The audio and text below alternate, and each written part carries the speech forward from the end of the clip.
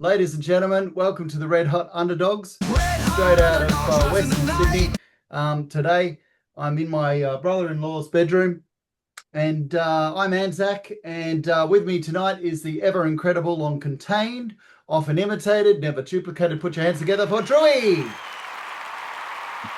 Hey, buddy. Hey, everybody. Welcome to the podcast that is never a bad performance or a disaster away from completely being cancelled or changing the complexion of the way this podcast is because we were never that good to begin with.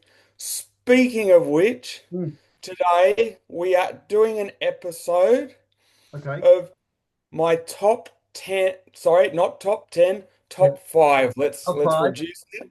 yep. Top 5 moments that ruined or completely changed the complexion of a sports star's career for the worse, whether Okay, they be performances or moments in time. okay. Well, look, I'm happy. I just found that out now, and I actually asked a workmate, Christine, and I said, "Look, what's a example of someone that has stuffed up their sporting career in one performance?" And we struggled to even think of one. You know? Well, I got 5 big ones for you coming at you. Okay, good, good. I'm excited now. Before we kick off, are we going to talk about? We're not going to talk about Manly getting smashed. Are we going to talk about the Lions a little bit? Because that was kind of fun, or no? I'll tell you what, if we've got time at the end, because I've got a bit to get through. Okay, I don't mind talking about it, but I've got a bit to get through here. Congratulations to the Wallabies, though. You okay, did avoid a clean sweep. yeah, If we got time later, we can do it. yeah. We'll But talk I, about it. I Okay, want to start off at number 5. five. Okay, None other than UFC phenomenon, Rowdy Ronda Rousey.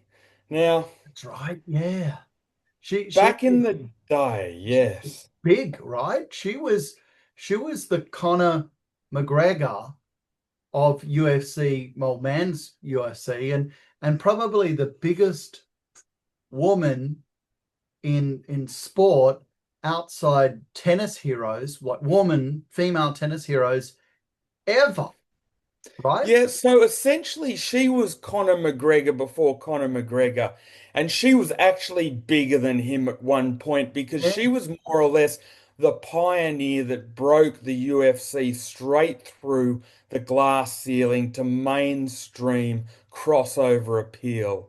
Was Of she, course, you reckon she was actually bigger than Conor McGregor at a time? I think I'd have them on an even plane at their pomp and at their actual peak. Mm. I will say that in the end, Conor McGregor had a bigger legacy and became more famous. Yeah, But before disaster struck, yeah, I thought she was every bit as popular as him at his peak. yeah, yeah. Okay, okay, yeah, So okay. the UFC had a number of stars before her, and okay, they had pay-per-view events and they had people going to the pub and whatnot, and it was pretty big. Yeah, But Ronda Rousey was the yeah, one that absolutely smashed it out of the yeah. ballpark in Household name. order to get Yeah, mainstream appeal. As I mentioned, yeah. her years in the UFC were from 2012 to 2016. So Right. she was like a meteoritic comet. Her Yeah, rise was just as sharp as her fall. yeah. Okay, but 4 years is, I mean, it's short, really. Like,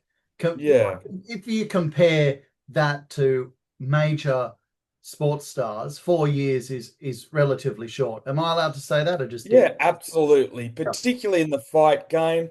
So she actually started her UFC debut as the champion. She didn't actually have to win a belt. Wow. Dana White just installed her as the champion because she was the new woman on the block and the marquee signing. Well, because she's was good looking too. Did that play a part in it? Oh, Was he but like they one point started they behind? started a division with her, I think, which was the bantamweight division. They had to start somewhere. So they just said, look, you'll go in as the champion because you're Yep. kind of more marketable. She was also an Olympic bronze medalist in judo, Oh, okay, good, good. which Okay, is something not many people know. So in judo, she actually has a 6-degree black belt. The highest you can get is a 10-degree black belt. And okay, she learnt off her mother, Anna Marie Demars, who was yep. actually ended up being a 7-degree black belt in judo. Okay. Well, um, like I know a little bit about judo. Did you do judo as a little kid? Yeah. No, I did not. We've I never was a talked about lover, that not a sport, the Red fighter. Hot Underdogs.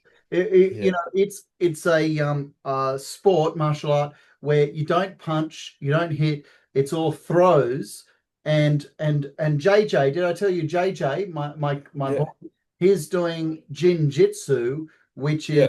a adaptation of judo from Brazilian Jiu-Jitsu, and it's really Is effective. it jiu-jitsu or jinjitsu?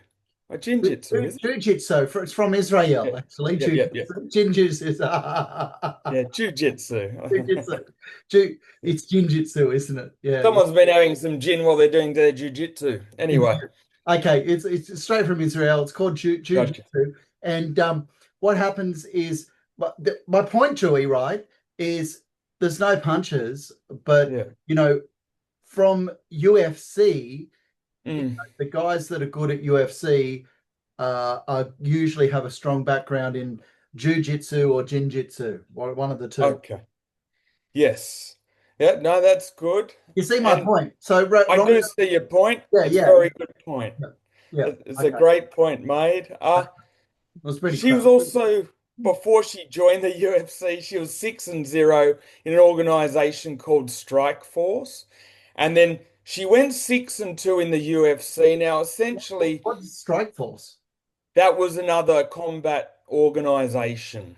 Okay, it sounds like Basically some did kind of mixed martial arts, but it was like the lesser known. It was like, I don't know, Pepsi Max to Coca-Cola. So it was Strike just, Force. That's when they took down all the crims in King's Cross or something back in the 90s. And anyway, okay, yeah, we'll move on. Yep. So she anyway. Strike Force. So, as part of a UFC record, they Mm, actually combined the two.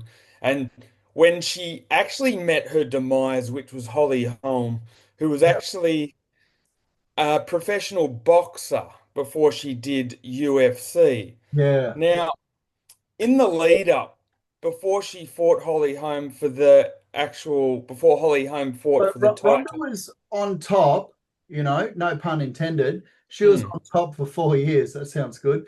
Was she on top Yeah. for 4 years? Yeah, yeah, absolutely. I don't think I'd last 4 minutes with her on top. Ah. But anyway, she was on top for 4 years.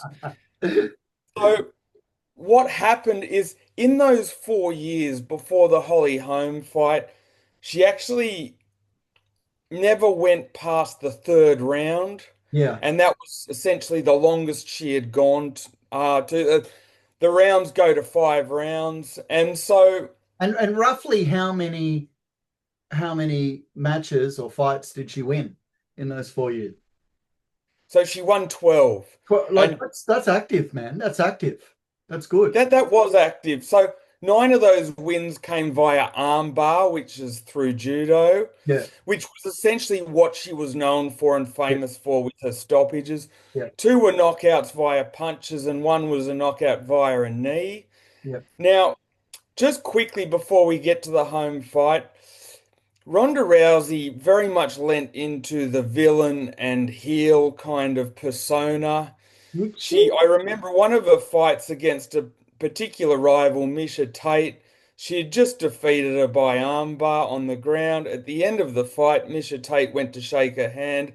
Ronda Rousey shrugged her shoulders, Ah. looked at her and laughed as if to say, I'm not shaking your hand. That's bad form, but I always thought she was the more the heroine than No, very much different. the She villain. was No, what she was is, I'm a badass. I Yeah. don't need to be nice. I don't need to be liked. I don't care.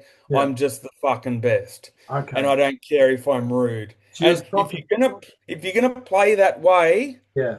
don't be surprised if people turn against you Yeah. once you get your ass kicked. Yeah. So Yeah. when she fought finally I'll get to the fight when she actually fought Holly Holm, who was, as I said, a former boxing champion with a record of 33 wins, 2 losses, and 3 draws. Yeah. And she also fought in kickboxing with 6 wins and 2 draws. So she was heavily credentialed and much more credentialed than anyone else that Ronda Rousey had formerly fought. Yeah. Anyway, so they when they started the first round, Holly Holm started to do a few well-placed jabs. She used foot movement. What She was just what everywhere and made Ronda Rousey look absolutely silly. what year? What year As you talking? yep, What year was it? huh? What year? This was 2015. Okay, yep. Yep.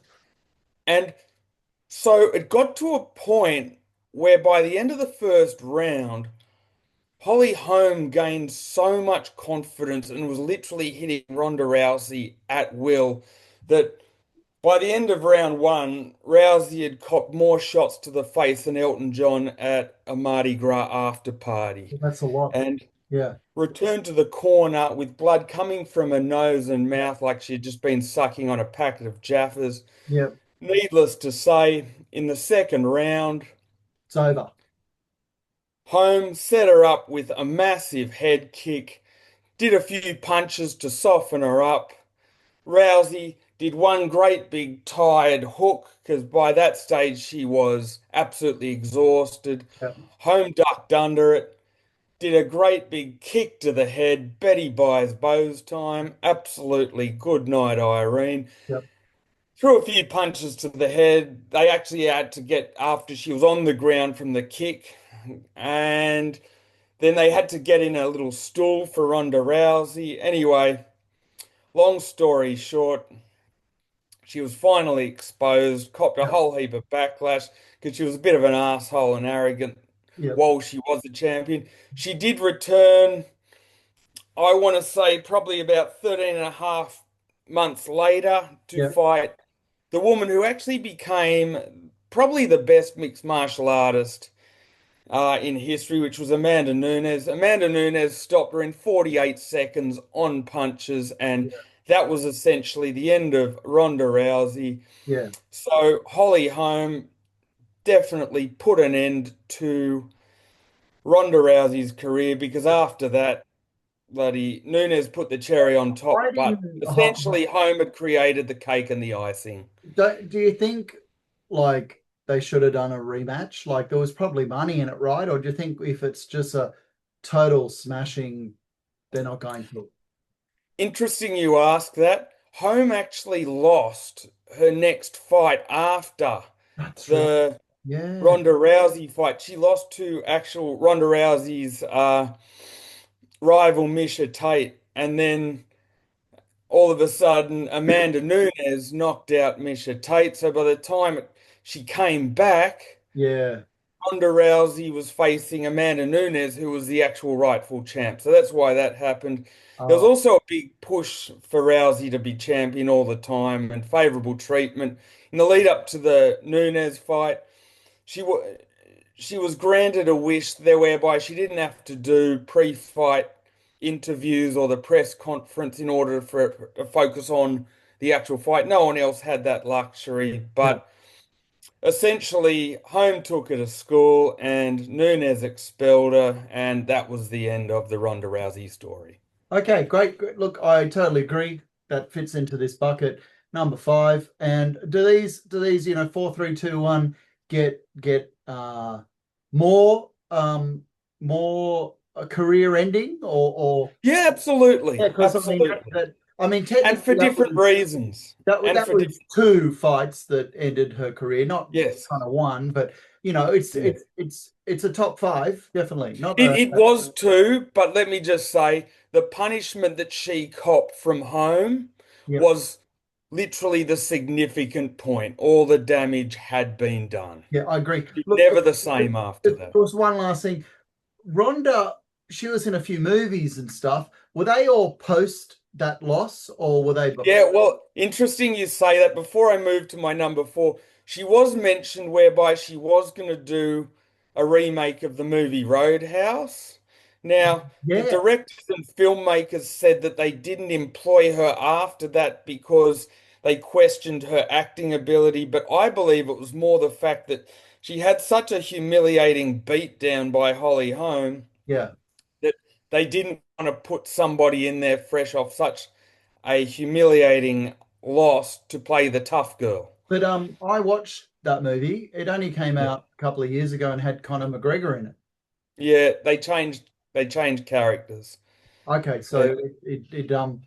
it took that Yeah. long to come out because she lost 10 years. Yeah, they gave Rousey the Rizzo after she had a humiliating loss. I think she was in a couple of movies, you know, like Yeah, she probably was. you But know. we better get to number four because Okay, Paul. time is always Yep, our friend. yep, yep. Number four is none other than Iron Mike Tyson, Oh, okay. Oh, interesting. All right. Okay.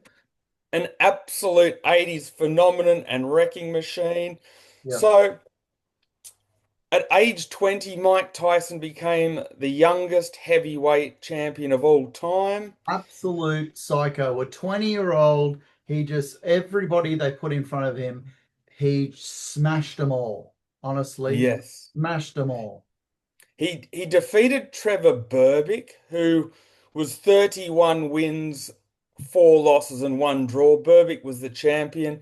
By that stage, Tyson was 27 and 0, if you can believe that, at Yeah. 20 years of age. That is Wow. thoroughly active. Yeah. So, what happened there is he won that. He did pretty well for a good couple of years, doing very well, knocking everybody out left, right, and centre, building quite the resume. But even that, like I know you just said that stat. So he was 20 years old and he was Yes. 27 wins and zero losses, professional fights. Like, Yeah. like now, if you see a Yes. fighter in his early 20s with one or two fights, it's like, oh, that's acceptable. Like that's crazy, There honestly. was a period between 1985 and 1986 where I believe he fought up to 15 years, 15 times in 1 year, Yeah, which wow. is quite amazing. Yeah, So, that's honestly what now that's unheard of. Absolutely unheard of. absolutely unheard of. So, what happened is on February the 11th in the Tokyo Dome Oh, in Japan, oh, in 1990, oh, he yep. fought none other than James Buster Oh Douglas. yeah, Buster Douglas, that one. Yeah, yeah. This is a good story. I don't know if it's career ending though, you know? I'll tell you why. Not career ending, but for me, it thoroughly changed the complexion of Yeah. his career. It Okay. was significant. Yeah. Uh, so Douglas entered the ring at 29 wins, four losses, and one draw with Okay. 19 KOs. Yeah. So In not comparison to far from perfect, but a definite kind of contender, right? it was reasonable. Yeah. Uh, Tyson was 37 wins, no losses, and 33 Yeah. knockouts So by huge comparison. favorite, huge favorite. Huge comparison. Uh, and huge favorite. So going in, Buster Douglas was actually a 42 to 1 underdog, Yeah. Okay. which was probably the largest underdog you've ever had for a world title fight in the Yeah. history Yeah. of it. Yeah. Now, essentially, this fight was meant to be a tune-up because they were gearing up for Tyson versus Holyfield Great fight. before he went to jail. Yeah, great fight. So that was meant to happen years before the first time when it actually did after Tyson got out of prison. Yeah. Now, an interesting thing about this fight is that Buster Douglas back in 1987 fought Tony Tucker, who was 33 and 0 back then, and Douglas at the time was 23 3 and 1. Now, Douglas had a tumultuous career with I, his trainer and father, who was his trainer. Now, after this fight, he actually axed his father oh as yeah. his trainer He didn't because like get an axe and chop him up with an axe, right? He just got rid of him. no, he did the Donald Trump, you're fired. Okay, yeah, So yeah, yeah. Okay. what happened in this fight is essentially Buster Douglas was leading for most of it, then had a somewhat of a mental and emotional breakdown in the 10th round, and basically started letting Tony Tucker tee off on him for no reason whatsoever. Yeah. And the fight was waved off. And people were calling Douglas a quitter. He didn't have it anymore. He was no good. Yeah. He then changed his coach, changed his life. He admitted that the emotion and the tumultuous relationship with his father got too much. Anyway, long story short, he won six on the trot, six fights on the trot, got Wow. himself back into a position for a fight. Don King actually said, before we fight Holyfield, I want to get a tune up. I've seen Douglas quit before. It happened versus Tony Tucker. Yeah. Here's our man. Yeah. Now, Douglas needed and wanted to prove to himself for once in his life that he could be useful, that Yeah. he wasn't a quitter, that he could stand for something, and that But he he just won the truly thought last six fights. Isn't that kind of enough? that he was a Like, good fighter. No, he felt like he really needed to beat a significant name. Now, Douglas okay, was so they were known all for eating mugs, all these sorts six. of Yeah. junk food and Yeah. bad training, but this one he was really dialed in. Yeah. Good. Yeah. And then when his mother died 21 days before the fight Yeah. against Tyson, Yeah. he even put the training into overdrive. Yeah. And Good. his mum even begged him, "Are you sure you want to fight Mike Tyson?" He goes, "Mum, I've got this." And his mum said back at the time, for the first time in his life, I actually saw that eye in the eye of the tiger, and I Yeah. thought, my son's gonna be all right in there. Anyway, he came with the heat, and for eight thorough rounds. He was absolutely outboxing Tyson's ears off. Yeah. Got dropped in the eighth. Got Ah, up, got up at the count of nine with a few seconds to go. Went to his corner. 1 second ago. What's this? Few seconds Sorry, ago. Yeah. yeah, 1 second to Yeah. go. I don't know what I said. Yeah. You said a Uh, few, you know. yeah, yeah.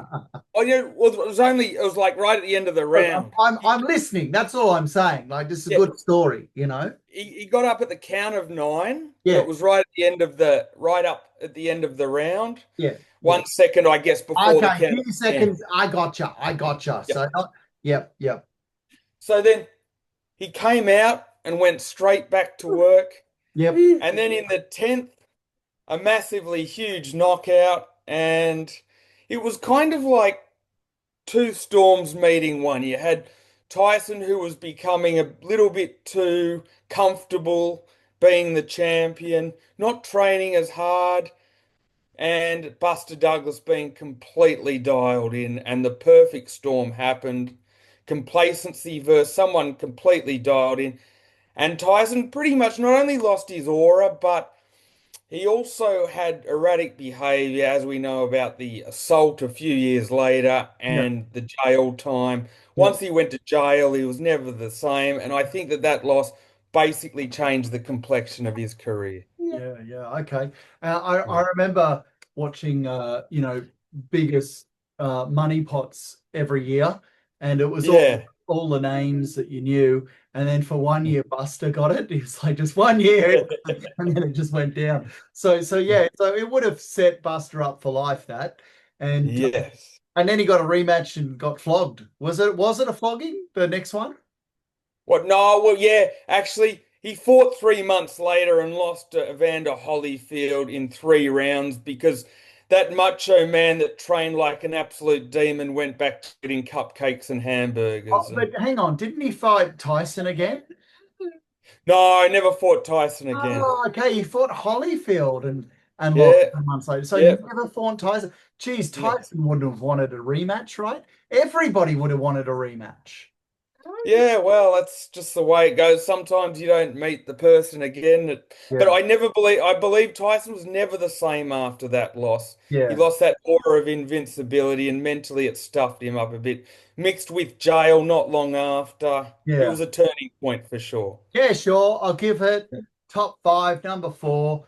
I liked it. So AJ, what do you reckon, mate? Good. Good. He said good. number three, none other Three. than the Blade Runner, Mr. Oscar Oh, Pistorius. yeah. Big story, right? Really was the story of the decade. Yes. You know the murder, like how he did it, like he was the golden boy, this Paralympian that competed against the best of the best with fully abled people. But look what happened. Tell us the story. But like Jesus, it wasn't a sports performance that ruined his career, right? Um, No. well, I guess shooting is a sport, but not Yeah. shooting people. Yeah. Yep, tell us. Correct. Of course, this could have been number one. Why didn't we think of that, JJ? Number one. Yeah, unfortunately here, Oscar took shooting your significant other's face on Valentine's Day to a whole nother level. It happened on You're Valentine's going there. Day. You're going there. Bye, JJ. Un Give unfortunate. us a brief kind of recap of what happened. When I say brief, just a couple of minutes or less. Okay, so here's the basic story. So what basically happened Yeah, is, all right, just quickly, he won 6 Paralympic gold medals over 3 Paralympics, and pretty big star. yeah. Anyway, And getting on to the then he it's raced with the able-bodied people, right? yeah, he did that for a little bit. And in Athens in '04, he won 1 gold and 1 bronze. Beijing '08, he won 3 gold. And London in 2012, he won 2 gold and 1 silver. So getting onto the South night, African, right? South African. yeah, South African. Okay. Getting on to the actual incident, he was actually the partner. His girlfriend was absolute hot smoke show Reva Steenkamp, who was 29. Steamy. Yeah, she was both a paralegal and a model. Okay. And Yep. what happened that night is he believes that he heard a noise. Yeah. This was his account. Okay. So Yeah. he yelled out and he said, "Who's there? Who's there?" Yeah. And he didn't hear anything back. Yeah. And he thought there was an intruder It's in possible. their apartment. So he grabbed a gun from Yeah, out I of mean, his. it sounds shocking for Australia, but that's yeah. Are you allowed to say that that's more normal for South Africa? Oh, absolutely more normal for South Africa. Completely different gravy over there. Yeah. So what happened is he grabbed his gun Yeah. Where was his gun? Was it locked away or under the was bed, under the bed? under his, Yeah. under the. In a I, sock. I mean, God knows why he had a gun, but he did. Well, for But intruders. And I what, right to bear shotgun? arms. But Shotgun? anyway, that's his preference. I won't go into that rabbit hole. Was it pistol But or shotgun? it was a pistol, 38 caliber. Okay. So, Oh, details, Drewy. You got all of them. mate, I came with my research. I do. So, Safety off, ready to go. You know, yeah. So he locked his stumps into his little prosthetic legs and I did. wobbled, He did. wobbled. Yeah, yeah, wobbled to the fucking bathroom like a He didn't need penguin. to because he could he have just like gone without the stumps or like he just He could have, yeah. but the actual. Oh Jesus, we've only got 10 more minutes, Drewy. I Jeez. know. I'll be quick. I'll Yeah. be quick. Well, no, So don't rush it. let me talk. So Okay, let's the actual. Stumpy's got his gun. He's put Yep. the stumps on. He's gone to the kitchen. So no, so he wobbled over to the bathroom because that's where he Bathroom. thought he heard the Yeah, noise. yeah. So then the trajectory of where the bullet holes are in the door, where he thought the intruder was, sort of lend themselves to the fact that he had his prosthetic legs on. Those bullet holes wouldn't have been where they were if he was crawling across the ground in his stumps. Yeah. So what happened? So his blades, prosthetic legs, are bigger Mm, than his stumps. yes. So what happened there is he then said, "Come out, come out," Yep. and he heard nobody. Yep. And then he got the gun and shot it 4 times. Bang, bang, bang, bang. Yeah. However, Yeah. that was the defense's account. Yeah. And he couldn't open the door because it was locked. Yeah. Now, the prosecutor's account, which I believe is more in keeping with the truth, Yeah. Yeah. Steenkamp and Pistorius generally had a very volatile relationship. It Yeah. was said that thought that they had a very volatile argument. Other people had accounts whereby they had heard them arguing from their unit earlier on in the night. Yeah. Now, it's said that she actually jumped out of the bed because they were having both a physical and verbal confrontation and Yeah. locked herself in the bathroom. Yeah. Okay. Yeah. He's gone over in a fit of rage and put 4 bullets straight through the bathroom door. And it Yeah. was only a cubicle-sized bathroom, enough for a toilet and a sink, Why? and I mean, the guy more in had lots of keeping with money. that line of Why thought. was he in an apartment, with small bathroom? He should have been like, wasn't he cashed up? Mate, different strokes for different folks. I'm not him. I can't say why not. Yeah. Yeah. Some people are worth $1 billion and drive around in a Datsun 120Y or 180B. Oh, well, What do you Elon do? Musk lives in a small place, doesn't he? Correct. Yeah. So different strokes for different folks. I'm sure he probably Anyway, got a small bathroom. I'm sure he does.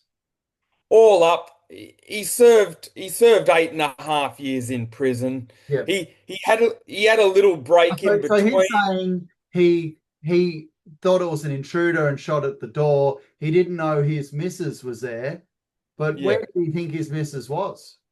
Well, he said that after he shot the gun, he said, "Reva, Reva, are you okay? Are you okay?" Hmm. And then he looked back, and then she wasn't in bed. And then Oh, he cracked the door open because it was locked yeah. with a cricket bat. But I don't know many No, no. intruders A that would cricket actually bat lock themselves in the or his bathroom. or his stump? Huh? Did he crack the door open with a cricket bat or his stump? Yes, cricket bat. I don't know why he had a cricket bat. I guess he likes doing it as a hobby in his spare Well, time. you keep a gun under your bed. You should keep a cricket bat as well. And later on, they found testosterone needles in his actual apartment afterwards. So there's also theories that there was a bit of roid rage there. Yeah. But anyway, all up, he served 8.5 years, and that was the Blade Runner. And he's out now? He's out now. What's he doing? Uh, Staying away from women, I guess, Yeah. and cricket bats Sounds and like a good 38 one. caliber pistols. Okay. So getting on to number two, Number two. none other than Um, Colombian football go, player go, go. No, you got to get out. Andres Escobar. Okay, tell us again. Number two, Andres Escobar, who was a Colombian midfielder, I think, or no, he was a centre back. Anyway, whatever the case, he played 51 games for Colombia. He was part of the 1994 World Cup for Colombia. Colombia went in with huge high hopes of actually getting to a semi-final or quarter-final, but 1994 didn't was end up in getting America. outside of their pool Yeah, it stage was in America. I in remember. America. Yeah. So he actually played 51 games between 1988 and 1994.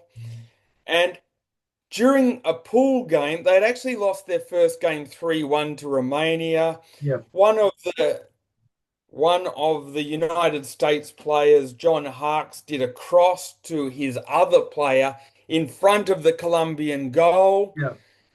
With that, Andres Escobar stretched out his leg to Yeah. stop the pass that was Yep. going across the goal. Yep. Unfortunately, the deflection caused an own goal. Own goal.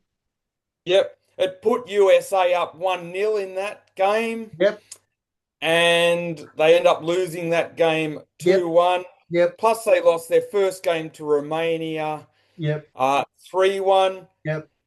Finally, to get out of the pool and into sort of the higher stages of the Yep. tournament, they Yep. needed to Yep. beat Switzerland. They did that 2-0. The Okay. only problem is they needed Romania to beat the US Yep. in their last round, but unfortunately, US. uh, USA. USA. what USA. was it? Oh yeah, they needed USA to beat Romania, but unfortunately Romania beat the USA 1-0, and they Okay. didn't get out of the group Yeah. stage. Yep. despite being like right up there as maybe top five seeds to win the tournament. Yep. Anyway, he went back to Colombia not so far afterwards Yep. and promptly got shot by a crazed fan Boom. 6 times. 6 times. And Where? Where? in the car park of a nightclub after he'd been drinking with friends at 3 o'clock in the morning. Jesus. Yeah. And the actual crazed gunman, each time he fired the shot, his name was Humberto Castro Munoz. Oh, yeah. After Yeah. every shot, he yelled out, "Goal, goal, Oh, go, goal, go, go. goal, Six goal." times. I don't Six know why I'm times. laughing. That's not funny, but it doesn't. I'd heard of this, Drewy, but I thought they shot the goalie. So they shot some dude who got an own goal. I Yeah, guess, so yeah. he was yelling it out each time afterwards. Anyway, Like he Ricky he was Martin. Go, go, go. Ole, yes. ole, ole. Go, go, go. Ole, He, ole, he ole. was sentenced to 43 years. This bit's important. He was Are you sentenced to 43 years in prison, laughing? this guy, Yeah. but unfortunately, he only served 11 for quote unquote good behavior, Good behavior. which is Because completely everybody in ridiculous. Colombia was like, yeah, this guy did the right thing. I don't know whether he cured cancer for the prison warden or Yeah. taught someone to walk again, but good behavior is Hey, absolutely ridiculous that after guy, you put 6 bullets in someone. he would have Outrageous. been a hero in Yeah. jail. He would have been a Yeah. hero, whether you admit it or not. Mate, you have 1 minute and 40 seconds to do That's that. right. Number one, Yeah. we get to Monica Seles. Huh? Now, back in the day, she got stabbed on April 13, 1993, Yeah. in the back Yeah. while having a tennis match Yeah. against Magdalena Maleva. But what was it? One of the majors or something? What was No, it was just a Hamburg Open or something. it? It just Hamburger? it was one in Germany. Okay. Anyway, I've got to pump this out because we've Okay. got fucking 1 minute to Okay. go. Okay. Let's So stop interrupting. You know, a, a crazed dude called Gunter Parch got Gunter. a knife, Up the Gunter. stabbed her in the back, Yeah. Yeah. and Not up the essentially Gunter. put her out of action for 2 years. Yeah, I don't know why I'm laughing. It's not funny. By the time she was 20, she had won 8 majors Yeah. and was on an absolute collision course to be potentially the greatest female player ever. Yeah. She actually had a big rivalry with Steffi Graf at that point. Yeah. Graf had won 8 majors before Yeah. Celes won one, but after Celes won her first, Celes closed that gap Yeah. to Yeah. one point having Graf at 11 majors and Celes at 8. Yeah. Yeah. And unfortunately, after that 2 year period where she was out with rehabilitation, physically, mentally, emotionally, she actually continued her career until 2003 and only ever won one more major, which was at the Australian Open in 2006. And that completely changed her career. What's worse is Gunter Parch never got put in prison. Wow.